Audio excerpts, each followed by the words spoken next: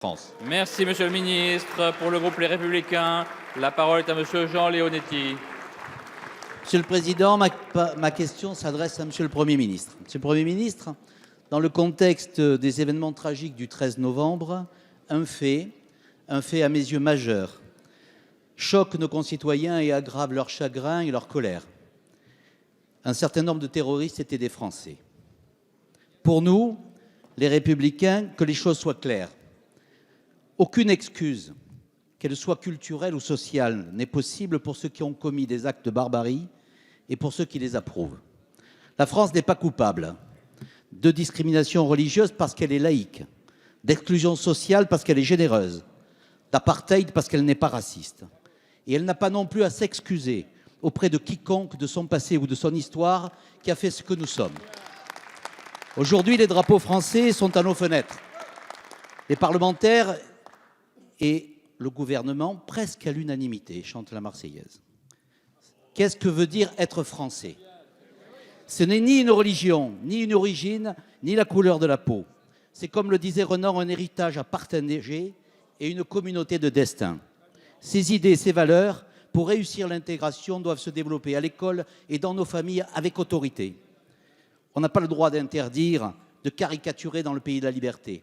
On n'a pas le droit de voiler la face d'une femme dans le pays de l'égalité. On n'a pas le droit de prêcher la haine dans le pays de la fraternité. Et on n'a pas le droit de placer les lois religieuses au-dessus des lois de la République, à cause de la laïcité. Monsieur le Premier ministre, êtes-vous prêt, avec détermination, au-delà des symboles et des paroles, à faire en sorte de faire respecter avec intransigeance, dans la pratique et dans les faits, les principes républicains qui sont liés à notre identité nationale française?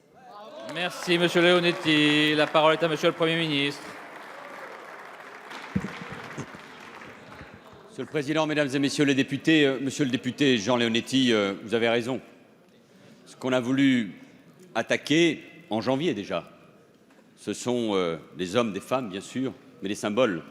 La liberté d'expression, la liberté de caricature. Ce qu'on a voulu attaquer, c'est l'ordre républicain, à travers les forces de l'ordre et ces policiers qui sont tombés. Ce qu'on a voulu mettre en cause, c'est notre diversité, en s'en prenant à des Français juifs, parce qu'ils étaient juifs. Ce qu'on a voulu abattre, toucher, le 13 novembre dernier, c'est un art de vivre. C'est parfaitement dit d'ailleurs, malheureusement, dans les communiqués de l'État islamique, de Daesh. C'est un art de vivre, c'est une manière de consommer, c'est l'égalité entre les hommes et les femmes, c'est la culture, c'est l'art, c'est la musique. Et donc face à cela, il faut une réponse. Ça a été dit plusieurs fois ici, dans cet hémicycle, sur tous les bancs. C'est bien sûr l'autorité de l'État, c'est la guerre dans laquelle nous sommes engagés, c'est la lutte contre le terrorisme, mais c'est aussi, et vous l'avez dit avec vos mots, et je crois qu'ils sont forts, c'est la République dans tous ses aspects. Oh, il ne s'agit pas uniquement de l'incantation, des mots qu'il faut prononcer, c'est ce patriotisme qui est là, présent, qu'on sent partout dans le pays, dans toutes les catégories de la population, dans toutes les générations. C'est l'amour du drapeau, c'est l'amour de la France que nous devons chérir, c'est l'amour de l'hymne national. On a trop laissé d'ailleurs siffler cet hymne national dans nos stades et dans les manifestations. C'est l'apprentissage des valeurs de la laïcité, et c'est tout l'engagement bien sûr au sein de l'école et l'engagement notamment des enseignants qui sont formés depuis des mois à la transmission des valeurs et de la laïcité. C'est pour qu'un gamin, dans un de nos quartiers populaires, dans une classe, ne puisse plus dire que son ennemi c'est le juif. Et malheureusement, vous le savez, nous avons trop entendu cela au cours de ces dernières années. C'est l'égalité entre les hommes et les femmes, vous l'avez rappelé, et donc c'est l'application stricte et absolue de la loi qui interdit les signes religieux, tous les signes religieux à l'école, mais aussi bien sûr la burqa, le voile intégral dans l'espace public. Et le ministre de l'Intérieur a encore rappelé aux forces de l'ordre et aux préfets combien ces lois devaient être appliquées partout sur tout le territoire, parce qu'on est là face à un symbole majeur et qui doit être en permanence respecté. Oui, ce sont tous ces symboles, ce sont tous ces mots, ce sont tous ces actes que nous devons faire vivre au sein de la République. On a voulu attaquer un modèle, un art de vivre, un pays et un peuple libre et qui parle au monde entier. Et donc notre réponse, c'est aussi l'affirmation de ces valeurs. Et je suis convaincu que nous pouvons tous nous retrouver autour de ces valeurs. Il y a peut-être 2 autres éléments que je voudrais souligner et rajouter à votre propos. Le premier, vous le soulignez, c'est la fraternité.